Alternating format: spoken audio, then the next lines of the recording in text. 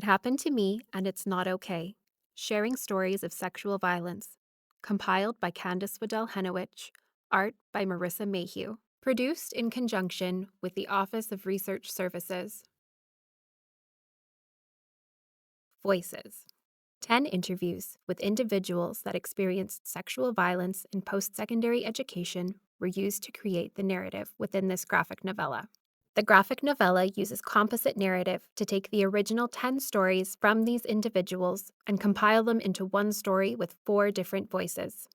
The voices are compiled in a way that the original stories are anonymized, so the characters that are represented within this graphic novella are not representative of any of the original participants. In the story, there are 4 characters talking about their own personal experiences of sexual violence to the 5th character, who has just experienced some form of unwanted sexual activity.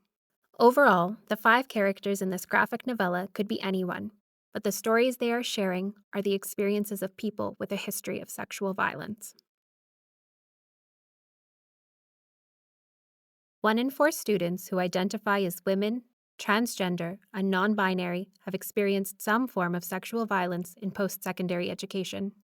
This statistic falls short. Only 1 in 20 report.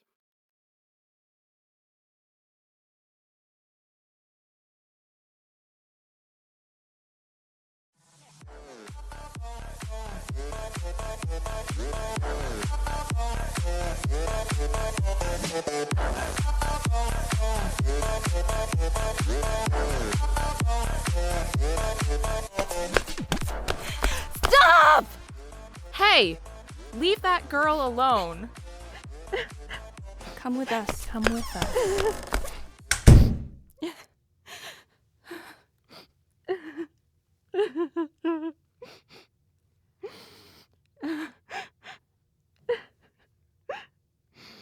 I was in my second year of college, and he was my boyfriend. We went out to the bar together. He stayed over. I remember the double bed in my tiny little room in my tiny little house. I woke up, and he was having sex with me. I told him, "No, you're hurting me." And he didn't stop. When it was done, I kept saying, "Get over. Move over. You're in my bed. You're squishing me against the wall." I didn't want to be around him. I didn't want to be touched. I don't understand how that happened. All I could do was freeze because I was in such shock. I was like, that didn't happen, and I went back to sleep. It took me months to figure out what happened. He got me on the bed, and he pinned me down like I had never experienced before. He started taking my clothes off. I started screaming. He got my pants off, but not my underwear. A lady came in from the living room, flicked on the light, and said, "Hey, leave that girl alone." I had no control. In other instances, I had a modicum of control, and it wasn't egregious. But this time, I had no control. What just happened?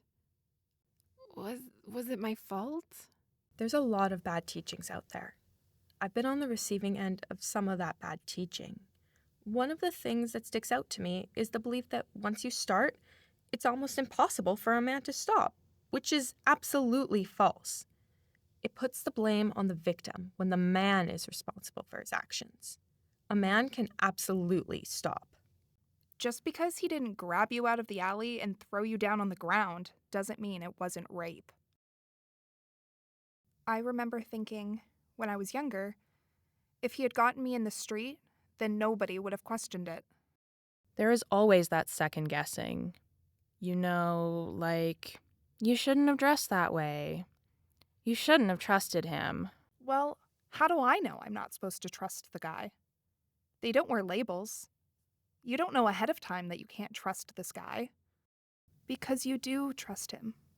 You like this person. They've been good to you this far. It's not always that black and white. You do have the right to end a relationship if someone is not respecting you. And you do have the right to put boundaries on yourself in terms of what kind of sexual activity you're okay with. I think that is something a lot of young people don't quite understand. It can be a very empowering thing to decide for yourself what you think is right or wrong, and what you are okay with and not okay with. In the back of my mind, I always think that because other people would have had things worse, that my experience doesn't count. Should I tell anyone? I didn't go ahead with a report because I know the system isn't on the side of women. For a while, I did consider having a report filed with his name, but not press charges, in case there were other victims. But I decided not to do that. I really wanted to give him the benefit of the doubt that he did not realize how badly he had hurt me. Talking about it just wasn't going to happen because I didn't feel safe for whatever reason. There were a couple times I tried to, and people would flat out say, "Well, with the way that you act, I don't know whether I can believe you or not." I became worried that no one would believe me. It is human nature to compare your experiences to others, so to say, maybe someone else had it worse, meant that my experience wasn't so bad. I tried to talk to my mom about it because I went into a pretty dark hole afterwards. My mom just said, "Well, you shouldn't have been drinking." So that was the end of that. If it would have happened in a back alley, my mom would have believed me and helped me.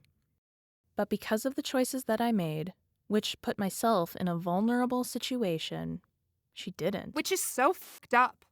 In theory, I should be able to walk around naked and still be safe.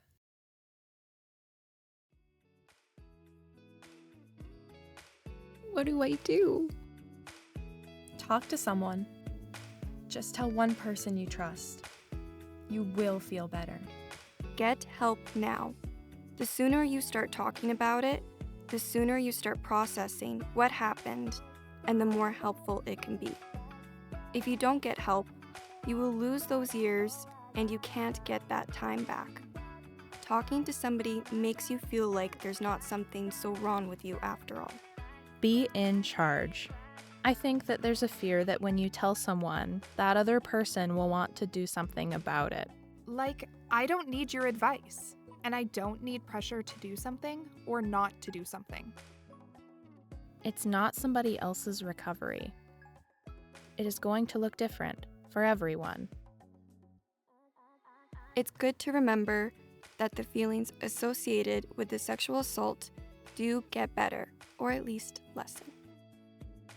In the same way, when you lose someone really close to you and you miss them, so you hurt and grieve for them a lot in the beginning, but eventually that sort of gets staggered and eases over time.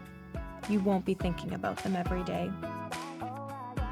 Let me help carry you. Let your friends carry you. You're worth it.